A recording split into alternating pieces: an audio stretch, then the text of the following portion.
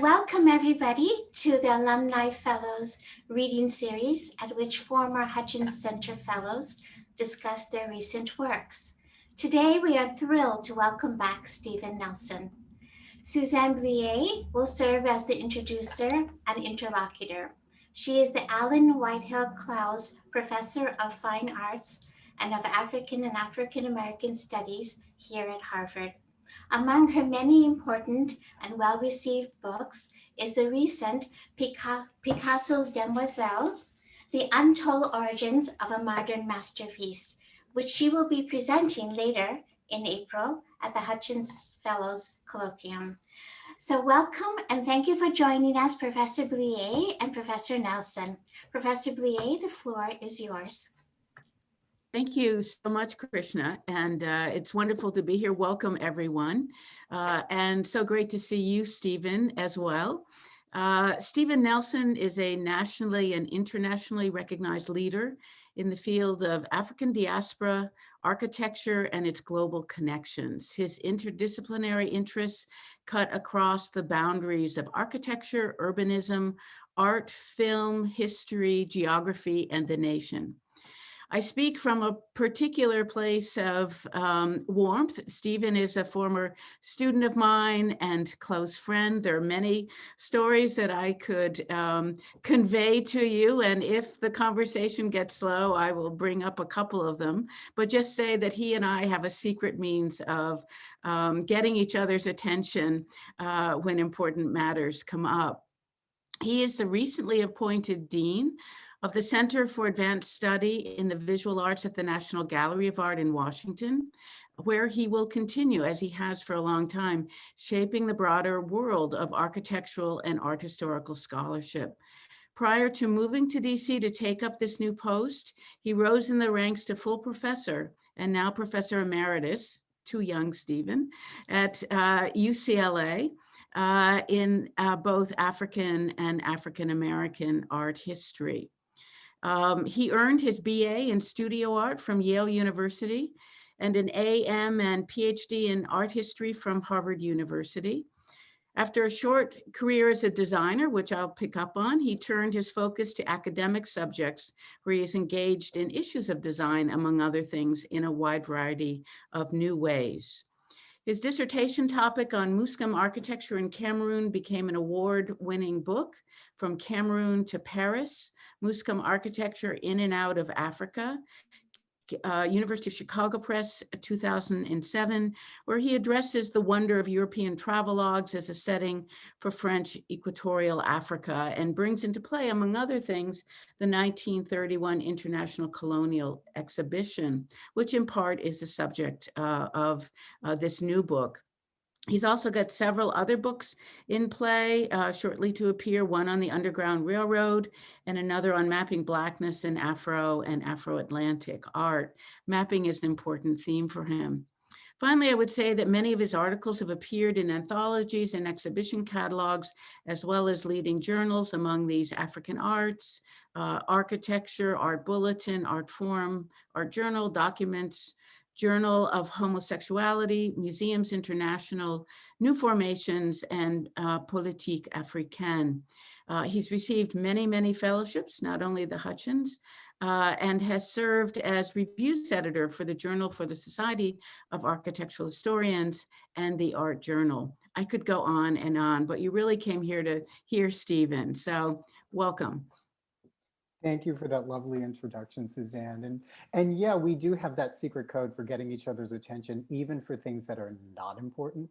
But before I begin, I want to thank the people at the Hutchins Center, particularly Skip and Abby and Krishna and Tom, for making all of this possible. It's really great to be here. And, and I want to say greetings from our nation's capital. It's the first really nice day we've had this year. But what I'm going to do, I'm going to sort of try to do a sort of technological leap, share my screen, and we'll, I'll read different excerpts for about 20 minutes, and then we'll just start talking from there. So let me see, I'm going to do this correctly. Here we go, share. And the question we all ask this year, can you see my screen? I'm going to assume yes because no one said no. All right, so I'm going to start with a couple of pages from the introduction. Visualizing Empire, Africa, Europe, and the Politics of Representation. And this was written along with my co-editors, Rebecca Peabody and Dominic Thomas. And I want to actually thank them for an amazing collaboration that lasted some years, and also to the Getty for making the project possible. In the mid-19th century, when few Europeans had traveled overseas, anyone with a shilling or franc could step into the cultures of other continents in their nation's empire at the London Crystal Palace exhibition in 1851, or in Paris at the Exposition Universelle in 1855, where exhibits and other materials glorified and promoted the benefits of their empires. In the decades that followed, as the French Empire rapidly expanded, World's fairs increasingly focused on colonies in order to, quote, transform public indifference and to draw attention to both the necessity and the legitimacy of the colonial project.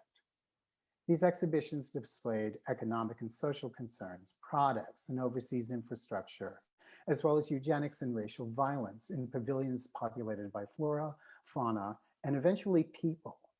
France's colonial expansion and dissemination of propaganda were similar to those of Italy, the Netherlands, Portugal, Germany, and Great Britain.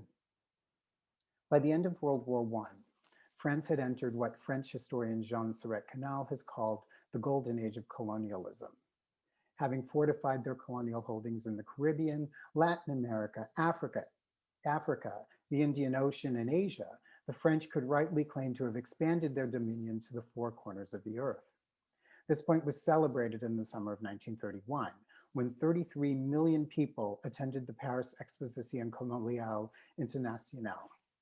In that World's Fair, let me just do this, excuse me. Let's see.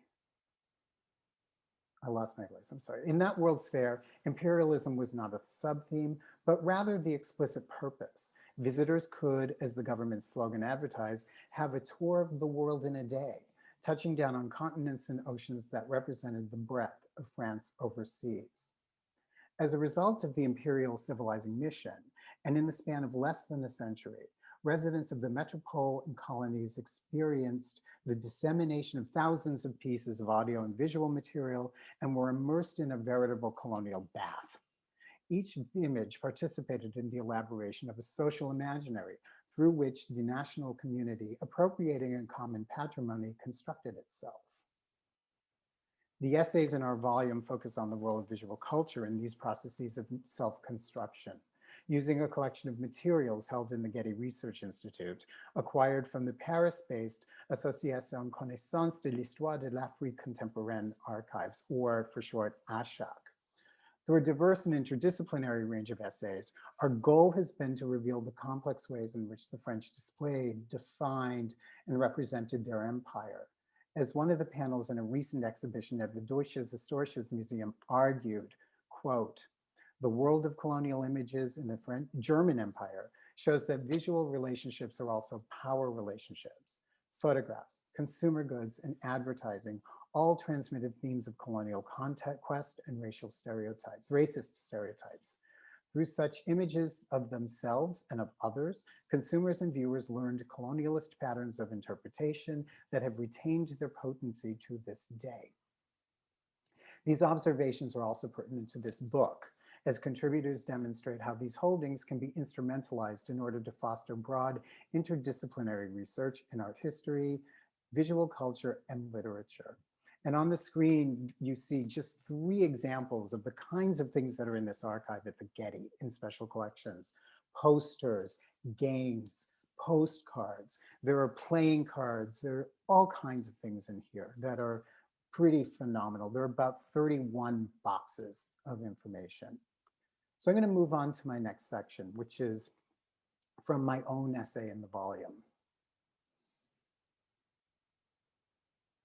The essay is called La France et ses colonies, Mapping, Representing, and Visualizing Empire. By the fin de siècle, France's desire to enlarge its colonial holdings had reached a fever pitch. During the last 2 decades of the 19th century alone, it had annexed 19 colonies and protectorates in Africa, Asia, and Oceania. In an 1898 article on the French Dominion of Africa, journalist Gaston Donnet wrote, "We collect colonies as connoisseurs collect bric-a-brac or tapestry. The progress of exploration on the Nile or the Chad or the Niger is followed as eagerly as the difficult course of a steeplechase. It would not be surprising if we took to betting on it."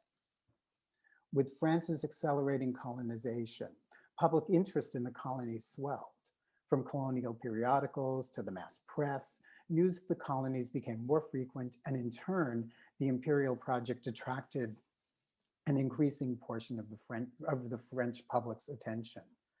To satisfy such desires and to normalize the colonial project, the media created a cottage industry of making the colonies legible to the metropolitan population. It is within this context that in 1897, Le Petit Journal published a map entitled La France et ses colonies, or France and its colonies, which you see on your screens. Ostensibly an advertising supplement for Le Petit Journal, La France et ses colonies is one of several maps in the Achat collection that represent the French and Belgian colonial worlds. These materials provide a small sample of how the French and Belgians took advantage of the ability of the map to consolidate and communicate knowledge of the world in the interest of advancing their imperial agendas. La France et ses colonies is an imposing object. Actually, that map that you see on your screen is about 41 by 35 inches. It's huge. Its designer, A. Guibal, who produced several maps for the newspaper, as well as other outlets in the late 19th and early 20th centuries, centered an oversized France that dwarfs the maps of the colonies placed on the object's periphery. Amongst the maps, Guibal interspersed 18 images of colonized peoples in 6 groups of 3, as well as views, if you go from upper left, and I don't know if you can see my cursor, but Algiers, Tunis, Phnom Penh, and Tananarive, now Antananarivo. Under each colonial map, he included statistics that detailed each department's population and size. More than simply a map, La France et ses colonies brings together cartography, landscape, ethnography, and statistics to produce not only a document that identifies and lends legitimacy to an empire that at the fin de siècle was growing at a phenomenally fast pace, but also a complex self-portrait of imperial France. Le Petit Journal reissued the map without updating its statistics in 1910. The newspaper did, however, update the information on its own publications. And in full disclosure, the map on your screen is the 1910 version. In its many scenes and depictions of conquered lands and people, La France et ses colonies, in a fashion reminiscent of toys, games, books, advertising, and world's fairs, participated in the larger discourse of normalizing the country's colonial project to a third republic populace that was not fully convinced of its value. Taking such things under consideration, this essay explores how the map, produced at a moment when the colonies were beginning to take center stage in the consciousness of the metropole, consolidates multiple strategies as a means of showing France's far-flung power while convincing the metropolitan populace of the purported economic and social benefits of the civilizing mission. Given the racialized discourses that were part and parcel of the colonial project, this essay also examines how the invocation of racist paradigms by La France et ses colonies affects not the colonized, but rather the colonizers. I'm going to take a little bit of a leap here. Fast forward. While Le Petit Journal's sense of urgency vis-a-vis colonial expansion would ebb and flow according to the economic health of the nation, its general support of France's imperial project was unwavering. Whether or not the newspaper felt the urgency for expansion, however, with the breakout of the First Franco-Dahomean War in 1890, interest in the colony intensified and Le Petit Journal responded in kind. Coverage in the colonies, particularly West Africa, exploded. Having published only 16 stories on West Africa in 1889, the number swelled to 110 the following year. During the Second Franco-Dahomean War, which lasted from 1892 to 1894, Le Petit Journal would run 417 articles on West Africa. Le Petit Journal's dramatic increase in colonial coverage coincided with the 1890 launch of its illustrated supplement. Along with images of French women falling to their deaths in accidents, as well as people and animals committing suicide, and we have a suicide on the screen, Supplement Illustrated Petit Journal published images of, among other things, riots in Algiers, insurrections in Bombay, and battles in Madagascar, as well as scenes from the Spanish-American War. On the 28th of August, 1898, the supplement's cover featured an image titled King Menelik at the Battle of Adwa, engraved after Paul Buffet's 1897 photograph of the same name. And you see Madagascar on your left and Menelik on your right. Despite this breadth, at least in the early 1890s, Dahomey was at the center of the newspaper's coverage. Indeed, 5 of the 1892 covers of the Le Supplement Illustrated Petit Journal featured the West African kingdom. On April 23rd, the newspaper published an engraving of its ruler, King Benhazine, and you can see him on the left. Seated in front of a raffia wall punctuated with human skulls, he holds a Makpo scepter in each hand. 4 women, who could be understood as both attendants and as representations of the famed and feared Amazon warriors, flank the ruler.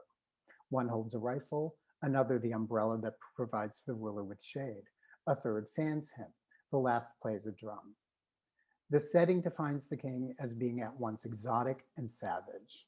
In addition, Supplement Illustrated Petit Journal commissioned engravings of Dahomeans attacking the French Navy, Senegalese soldiers deployed to assist the French in the conflict, and fawn royal Boccio figures, which you see on the right.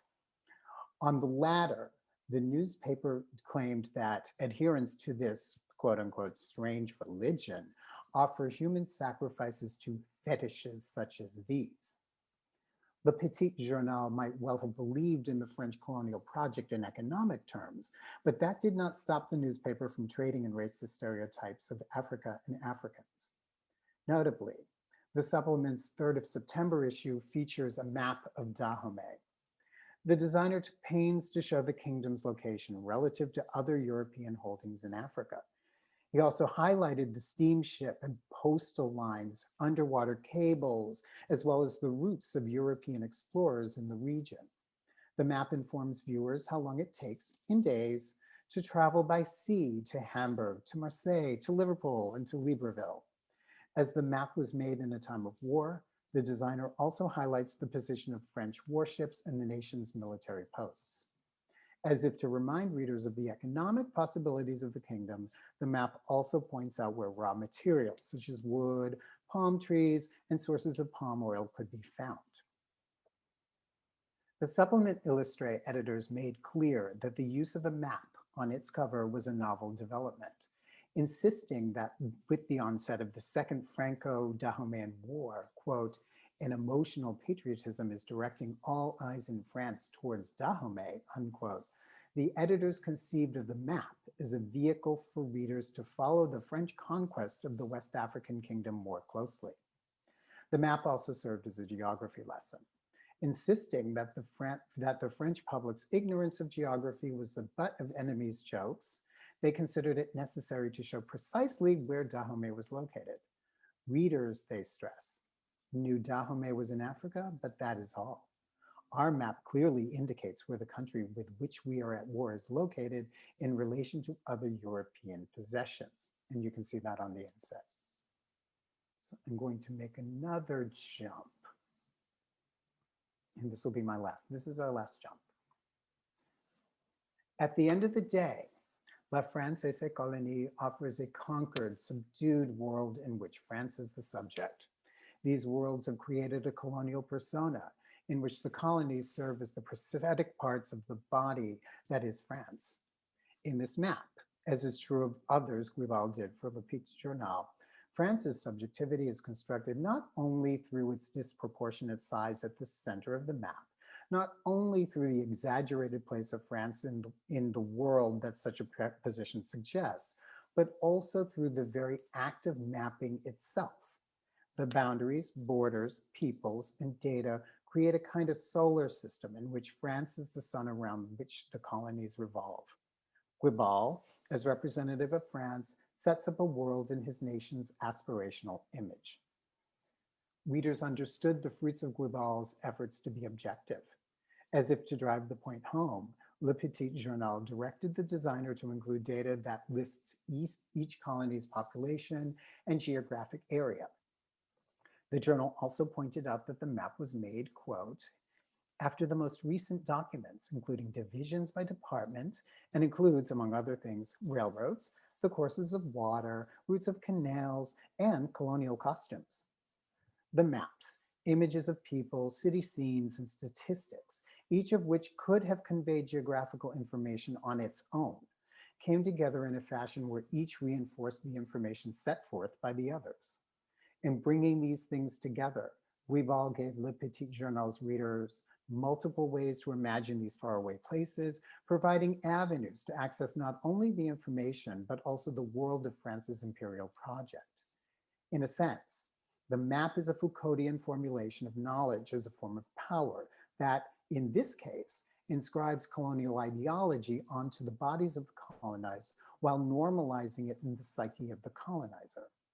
In the end, this configuration, this mapping of the world, situates the map as a descriptive text that, in tandem with other texts and images in French colonialist discourse, ignites a geographic imagination which, quote, with the world as a whole placed at its disposal, as art historian Rosalind Deutsch suggests, emerges as the fixed relational center of social life.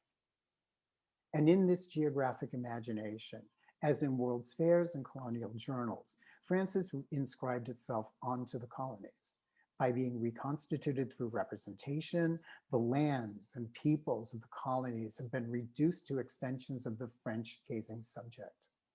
Pictorially, graphically, or textually, viewers could be drawn in through an emotional attachment to the nation, through their racism, through a desire to travel to the places depicted, or even through a wish to be like the highly regarded men who secured the colonies.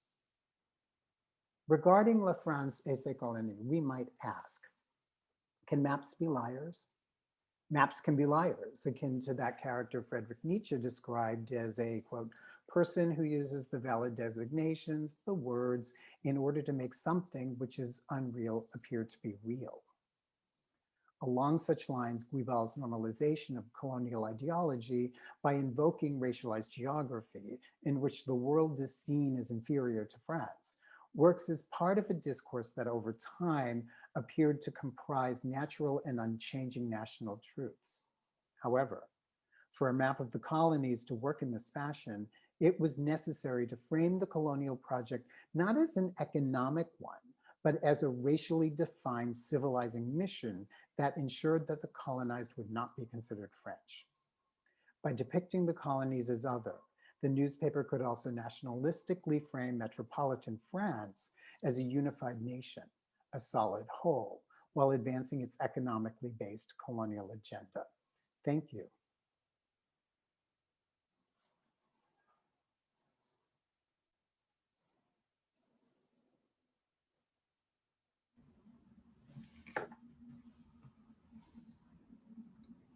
Suzanne, you're muted. Thank you. That was really wonderful, Stephen, and happy to be unmuted for the moment. So I have several things I'd love to discuss with you, one of which is to go back to Ashok itself and your changing relationship with it. And just a bit of background for others. Ashok, which means the Association de Connaissance de l'Histoire de l'Afrique Contemporaire, or Knowledge of African Contemporary History. It's the association for that. Was founded in 1990 by Pascal Blanchard. and did a remarkable job in collecting journals such as the Petit Journal and posters and toys and advertisements and educational materials, picking them up in the Marché de Puce and in other venues for very, very little money, and then re-engaging these through conferences and books and other kinds of issues, all the while putting back some of the profits into also supporting immigrant communities from Africa and Paris. It was a remarkable thing for an historian and other historians to do in Paris at this time, when there were very few academic jobs, and speaks, volumes about how creative scholars can be. But you, like I and many others, would go to their archive and in the course of our own research, and they also had the foresight to do really amazing photographs of each of these works. So you're not handling them all the time. And then they would sell off parts of their collection. The massive trove at the Getty is only a small part of what they still hold. And they were then able to plow those funds back into the collection and to promoting the other good work that they're doing. So I'm just wondering, in your really close engagement with these materials for this volume, how and in what ways you have experienced Ashok in different ways, or these collections in different ways than when you were initially looking at them in the course of your dissertation research? Oh, that's such a good question, Suzanne. Thanks for that. Yeah, I mean, it's my relationship with Ashok goes back to the mid-90s. And so I first went to their offices in the summer of 1994.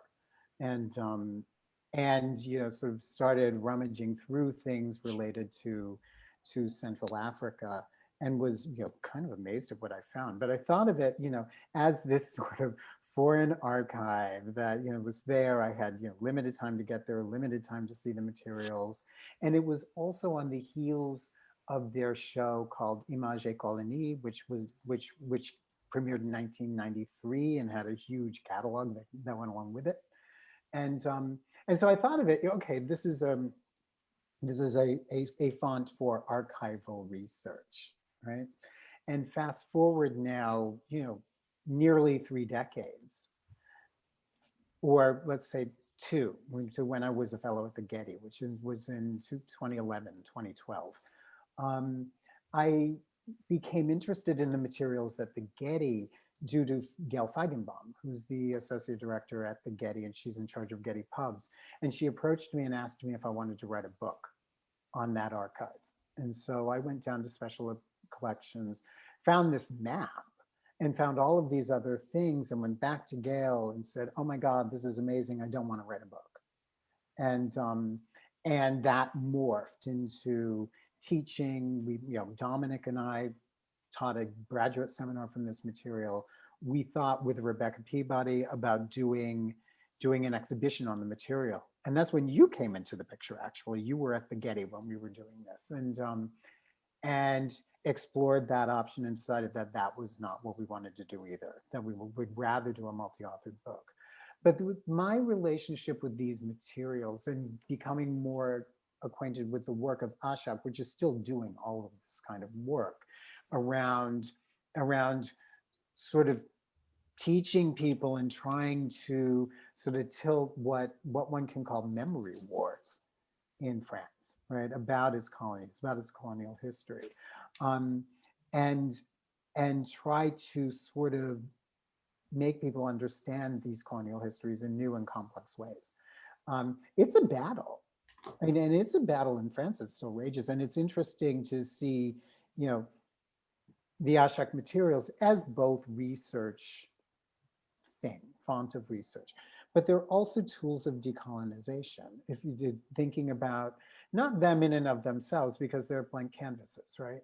And so about how one uses them or how one can deploy them. And I think and I was not thinking about that in the early 1990s. I was a graduate student trying to get material for something that, as you once so brilliantly said, had a teaspoonful of information associated with it. Yeah. Yeah. It's your point on memory wars is fabulous. And of course, that's coming just to the foreground in the last few years with the decolonizing movement. And it calls to mind the complexities about dealing with this material. And this isn't the only, we can think about several different contexts of art, but on the one hand, this is critically important material to understanding that moment in Western history that is to some degree still with us, of course. But also some of these images, there's a perhaps in part a French vision that is different from, we might say, a British vision or an American vision or an African vision, from the vantage point of even reifying colonialism within the context of the visual materials, because they play a multifold role. And I'm wondering if you want to just speak to that a little bit further. You mean historically or Today, in the present or? present, yeah. In the present, yeah. I mean, in the present, and I think that the thing is, we were asked by Jim Cunha, in a podcast we did with him, why France? Why not Britain or Germany or Portugal or Italy? And part of it was very pragmatic. This is the material we have. We are here. We all, the two of the three of us work in Francophone Africa. But the other piece, and I think the important piece, is the amount of material France produced, which eclipses everybody else in terms of how the visual was invoked to bring everyone into a colonialist mindset and to keep them there. And it's not to say that it didn't have its spaces or its fissures or its wars or its resistances, but those materials were materials, they were ideological, they were materials of normalization. And so there is that piece, but there is always the possibility of responding differently. You cannot control everything, right?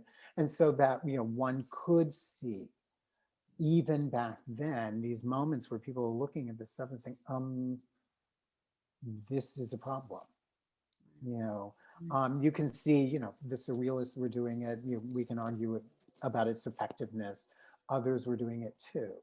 And I think that one thing that, for me, one of the elephants in the room is always the Dakar Djibouti trip and its relationship to this material and to the colonial enterprise, because it's super ambivalent. Right, right. Yeah. You're so on target, and I hadn't thought of it in those terms, but this was French nationalism. Yeah.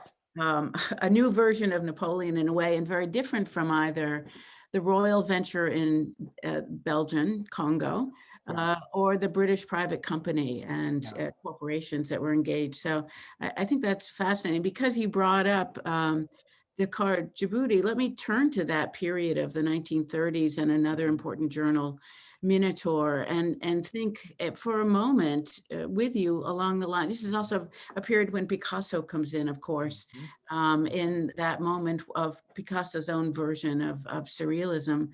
But how do you think that the Dakar Djibouti moment of this massive movement, almost military, but certainly for research and colonial power at that time, what are the differences in the eras? And how do you see those between 1930 and, let's say, the 1890s, at the point when the Dahomey military expeditions are occurring? Yeah, well, the 1930s, at that moment, at 1930s, the colonial project is considered finished. And so, in Africa, the colonial project is considered finished in 1920 with the takeover of Chad and French Equatorial Africa. And so you have what I would call, or what's, Surrett Canal would call high colonization, which for him is, basically 1918 to 1945. And at that point, I think you have, a populace that, if you think about even their ages, they're born after this project is well underway. So many of these people have always grown up with this.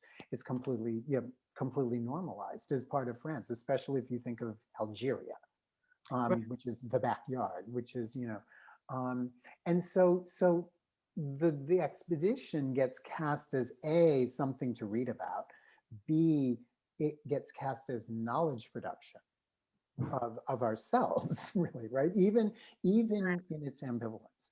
Whereas in the 1880s and 1890s, this is still all up for debate.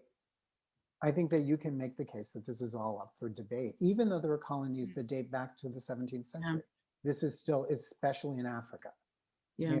it's not a done deal. Yeah. Great point. Yeah. I'm going to shift rather dramatically to another question. So you were a designer, and I'm not sure you can ever take off those, you in particular can never take off those glasses, which are wonderful, by the way. And what people really probably don't know is that your designs for the transit system, the subway, for the Red Line, are still in the Harvard Square subway stop, and they're stunning still to this day. They're very fresh. Oh my God, they're so dated. Wonderful. But I'm wondering, as you're looking at these materials, maps, the question of cartography, the design of maps, and this was a moment in French history as well with a lot of interest in design per se. And you're wearing those lenses, which I and many others could never wear because we were not in the practice of design in the same way. And I'm wondering what that extra pair of eyes for you has offered to this project and to these materials. That's a great question. And even from childhood, I've always been fascinated by maps. And so, these kinds of projects are, where, they're a return to form in a way. And with this project, I thought about that, vis-a-vis the Muscom. But really, it's about the map, which is sort of, I would sit around as like an 8-year-old leafing through the 1969 version of the World Book Atlas that my parents had bought. And but in the 80s, I was making infographics, and much of that was maps. And I knew at that point that we were world making, that there was a kind of authority that was always present in a map, even if it was a 12 pixel square image in a newspaper, like a 1-column little, this is where someone's house blew up and I'm going to tell you where it was. And alongside of that work, even back in like 1985, 1986, when I was doing the Harvard work, I was looking at histories of maps. And so, and I wound up looking at British and German colonial propaganda, and each making maps of the other. And they were using maps to show their moral high ground, each of them. The Nazis were making these maps to say, okay, this is the German colonial world. And at that point, it was, I think, 3 countries. This is the British colonial world, which at that point was a quarter of the world. Who's the real evil force here? And they would do these things. And so I always had sort of thinking in the back of my mind what maps do and how they mean. And I, went about my business, went and, got my degree, did whatever. And it was actually getting ready. I didn't think about it again until actually the Cohen lectures in 2013, or let's say 2012, when you and Skip called me and said, you want to give a bunch of lectures, we need to know what you're going to do tomorrow. And I was about to leave for Germany, and I thought, oh, maps. And it was just almost instinctual. Let's talk about maps. And that project happened. And then this one came not that long afterwards. Yeah, fascinating. And it's so important to think about not only the artistic, but the political. And then I'll come back to the artistic with this, which is, I can remember doing a demonstration of world map at the National Geographic in DC. And the nation's geographer said afterwards in the first question, well, you got it wrong. First question, you got it wrong. And I said, what are you talking about? He said, the border between X and Y, you don't have it where it should be. And I'm looking, well, we got the maps from Google, and he said, yeah, but this is a contested area. How do you address that? And so you can see how complicated these are. But I'm also fascinated with how in the Cohen lectures you and elsewhere, you have gone back to mapping as a distinctive lens into understanding African American and African diaspora artistic culture. And I'm wondering to what extent, of course, one can, I mean, maps are maps, you know, they're critical everywhere, and nearly every population has created maps of one sort or another, whether formal or otherwise. And I'm wondering to what extent the importance of maps within this and of mapping. And, you know, we can think segregation, we can think of, you know, the landscape of citing the Underground Railroad stops, of remembering them, of the Blue Book. And I'm wondering if you wanted to just speak a little bit about that, the primacy of the map within that context. Yeah, that's a great question. Thanks for that. I think that, you know, I tend to think of mapping, you know, and the map as, you know, in a number of different related ways. And so you have the thing, right, the colonial map, whatever map, that is giving you information, giving you facts, purporting to be objective, right? And it's giving you a slice of a world at a given point in time. And it has its views, has its politics, but we think about them, you know, we so often grow up thinking of them as objective pieces of material, right? And so, you know, fast forward to the kind of work that I believe a number of artists do, you know, whether it's a Mark Bradford or a Julie Moretu or a Houston Conwell, that they look at these things and don't take them as givens, right? That they're trying to disrupt that authority that the map holds, right? But then coming back to this notion of mapping, right? Mapping, you know, in a way, it's a putting together of a number of different things to create a world, whether it's that colonial map that you looked at for a long time, or the work that results from a Conwell or Bradford or Moretu. So it's you know, in a way, one can map in order to undo a map. Right. Or even talking through, you know, the deconstructing this map that we've been looking at. It's a kind of remapping, right? A kind of throwing things up in the air, seeing where they land, and then sort of making sense out of that, following the facts, following these other things. Yeah, really, really great. And just a slight correction on my part. It's Green Book, not Blue Book, but I was thinking exams, I guess, and wanted to make sure to get that out there. So as we're thinking about this project and its impact, it is a beautifully designed and wonderfully engaging volume, I think important for scholars in a wide array of fields. What would you imagine would be some of the futures of a collection like this? Are there ways in which one could get, I don't know if there's a means to do this, but get a means so that one could invite other curators from other countries to, let's say, online produce different exhibitions? It might be interesting to see people in Dakar given these same materials, or pick your country, and to put that, I mean, there might be interesting post histories here as well. I think that's absolutely true. And I think, you know, the part of the goal for our book was to get people interested in that material. And so, you know, we would love for people to go and, you know, write the book I didn't want to write, or do something else with that material. And there's so much of it. Right. There are so many stories you can tell with that material. There are so many ways to analyze that material. The idea of an online exhibition, if they were to scan all of that material, would be amazing. Or even sort of engaging it in some way, or even in interactive ways, would be, I mean, you know what people get really fascinated by are the games. Yeah, of course. People like go gaga over the games. And the rhetoric of the games and the pieces, and you can put the pieces, some of them are 3D, you can put together a house. We wanted to rip up one of them. I think you were with us, like take apart the dotted lines and like build the thing.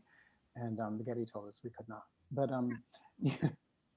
But that also, that Yeah. brings up, theoretical approaches. We could think game Mm. theory, but I'm thinking of more of Huizinga's the game element of culture and the importance of games. Yeah. Football, whatever it is, basketball, I guess, in this season, et cetera, and how much games define society. And if you're introducing this to the very young and Mhm. having them think through strategies of conquest and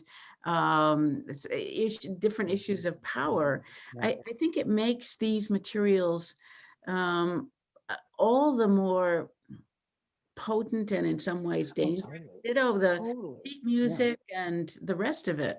Hmm. Absolutely. Yeah, yeah, That's absolutely fascinating, true. fascinating. Um, Dropping back for a moment into Muscum territory and your initial work there, and then later, it's interesting for me to have seen how much you really transformed that project by making it not just about that particular site in Africa, but also, and that amazing, um, uh, grouping of architectural works, but also how those works were engaged from a very early time within Europe, and how much inspiration really they offered and insight into people who were important, who were writing in that period. I'm thinking of Marshall. I'm thinking of Gide among others, and wondering to what extent writers may have been a part of looking at some of these materials, even the Ashak ones that might um, help us rethink through some of the literary contexts. Oh, I think they were a huge part. And so, I mean, with the Musca material, much of my understanding of them came from writers. It was Gide, it was travelers, it was Heinrich Barth in the 1850s, or Olive MacLeod in, when was it, 1912, or others who would just pass through there and say, German writers who would pass through there and say, we don't understand these houses. How do Africans make these houses? I mean, there's always that, right? Um, and but with these materials too, some writers were contributing to this stuff, and some were writing against it, and some, but with the Muscam House, everyone would regard it, and many would use it. I mean, one of my sort of wow moments with that material that had many, many wow moments was seeing it in Ozenfant's Foundations of Modern Art in 1928. And they're sort of going on and on and on about houses that, architecture that, our own architecture has failed. And so this is right around, just before a kind of French return to order, right, in the 1930s. And Ozenfant is like, well, there are these forms that are nearly perfect, and Yeah, Muslim architecture was one of them. yeah, And and so they would say, and not to offend anyone, but we have our Greeks, we have our Negroes, but what about everybody else? What's wrong with you, France? And it could be used for anything, yeah, which yeah, is what we do with architecture generally, right? And yeah. so, So I see Krishna, and I had one small more additional question, but I'm happy for you just to jump in and have other people ask. So please do ask your questions, Suzanne, and then we can move on to the others. Thank you.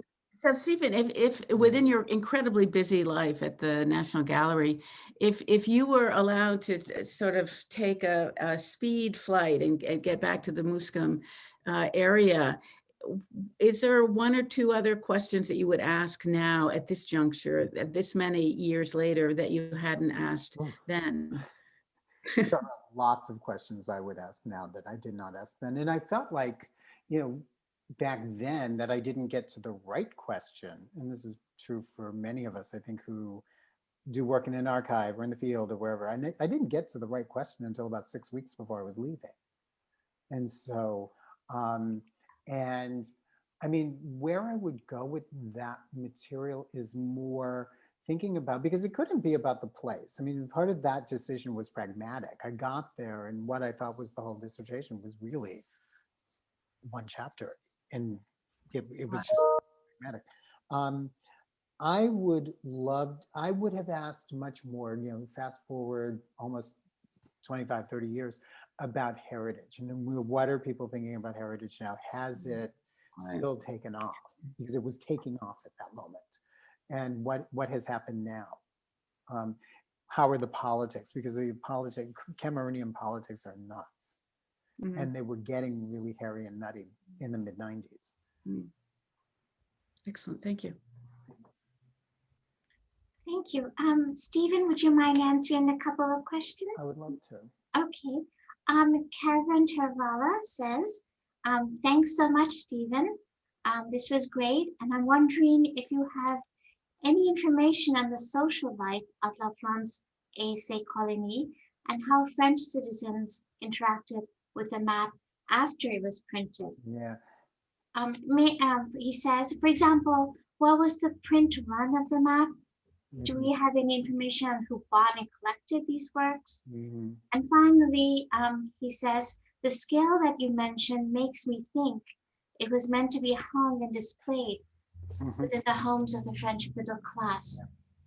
Yes to all of that. And so, I mean, no, I don't have the information, but yes, I think Kevin is absolutely right about its purpose. I mean, and they would do these maps on occasion. They did another one in 1900. They did a world map in 1900. They issued this map twice. It was part of what they did. What I couldn't find information on, and part of that was just not going to the archives and whatnot in the time I was writing, was how many, where, who. I mean, the magazine itself, the paper itself boasted a circulation of 5 million. I don't think 5 million of these maps were made, but I think that, you know, hundreds of thousands would not be beyond the realm of possibility. And I think they were absolutely made to be hung. If you look at these objects, they were not folded into the supplement, because when you would see the crease marks, they're not there. And so it's really hard to know. I mean, I'm assuming that they were a didactic tool. And that they might have been in people's homes, they might have been in schools. I just don't know, but definitely a product of the middle class, or maybe even people who were economically not as well off, you know, because, you know, it was cheap. This stuff was cheap. And so, but I would love to. I mean, if I were to go back to this project, those are precisely the questions I would have for it. Just a quick follow-up question. Do you think people who are not as advantaged as the middle class would sympathize or be resistant to the colonialist enterprise that was visualized in these I maps? think, well, I think that there's no one response, right? But I think that, you know, in certain ways, some of the colonies became sort of points of economic opportunity for people who did not have money. So you could go get a better job in West Africa than you could in France. And so it became, you know, it provided employment opportunities for the petit bourgeois. And that lasted through the 1950s. And so on that level, I would say that people would have been in support of it. In terms of, you know, or even, you know, you have to think about how pervasive this is. So it's not just a game, it's not just a map for middle class people, it's your chocolate bar. It's your, you know, it's your comic book. It's your, you know, it's permeating everything. And so on that level, it's not even, you know, at a certain point, it's not even am I pro or against, this is just France. This is just what we do. And so it gets completely normalized. Thank you. David Joslet asks, is there a way that the expositions themselves were planned as the kind of projection of a world from a map? In a way, they're designed with France in the center, and the colonies arrayed around them resemble the map you have shown. Thank you for that question, David. And in full disclosure, David has been to Muslim country. But that's a great question. And my answer is yes. And, you know, if you think about, at least for 1931, which was a massive, massive exhibition built on the outskirts of Paris. And, if one looks at a map and sort of trying to remember it off the top of my head, um, it's not just France and its colonies, but other countries are also represented. And so many of the sort of metropole things, like the Mission of the Catholics, the sort of Ile-de-France itself, are represented in the center of the fair. And then as one sort of goes outwards, you see colonies. And then as one goes outwards, there's like a replica of Mount Vernon. There's a replica of, something from Belgium. There's England. There are all of these other places. And I think that, maybe it's not sort of literally taken from a map, but I think that, if one thinks about the, Marshal Laity, who was the sort of chief of that enterprise, who had spent much of his administrative life in Morocco, that there's a kind of mapping going on that's not completely unlike the map that I've been talking about. And certainly psychologically, it's really the same thing. Thank you. A current fellow, Alessandra Di Maio, says, great talk, great book. Thank you for having shown us how dominant French visual culture normalized France's colonial nationalistic projects by creating racialized notions of empire. It seems to me, she says, that France's nationalism tends to operate in a way similarly to the way it operates today, using visual tools. And I'm thinking of overtly racialized ads. Do you think there's a continuity in this political approach to visual culture? Yep. In a word, yep. I mean, you can still banana up. And I think that the same is true in Germany. I'm not going to sort of single France out here. And the same is true in the United States. I mean, we've slimmed down Aunt Jemima, but when did she disappear from the package? It's, within my 3-year-old great niece's lifetime. And so, and as Alessandra says, I can see it in Italy. And so, but yeah, I mean, the more things change, right? It's part of in a way, and I think this is true of many places, that those kinds of movements, those kinds of ways of looking in the world get stamped into a kind of cultural DNA. It's part of the DNA. And so how does if there's a decolonization project, it is how do we decolonize, how do we do that decoupling, right? And so does work like this help that? I would like to say yes. I'm not always convinced of that, but yeah, I think that old habits die really hard. Mhm. Yeah. Eric Wolf says, you mentioned audio components in the world's fairs and expositions. Was audio as easily manipulated as visual culture? And were these components mostly musical or didactic? Thanks. I know a lot of it was musical. Within the space of the world's fairs, at least from the turn of the 20th century, people from the colonies would be brought in to perform being people from the colonies. And so, in the case of 1931, I know the Central Africa Pavilion better than the others. They brought people from the colony to perform in the restaurant that was attached to the pavilion. And they, we said summer 31, but we're really talking May, November. And so they're there in their, home clothes in November, playing music, having to do these things. I would say that, and also part of the archive, right? Part of the colonial archive, be it Ashok or something else, in music, sheet music, there are all of these things that are also tied to advertising. That I think I can't quantify it because I just don't know, right? But music was a huge part. Importing music, making songs, writing songs, having colonized peoples coming in to be colonized peoples. I think it's all of a piece. Thank you. We are nearing the end of our session. Professor Blier, do you have any final comments or thoughts? It's so great to see you here, Stephen.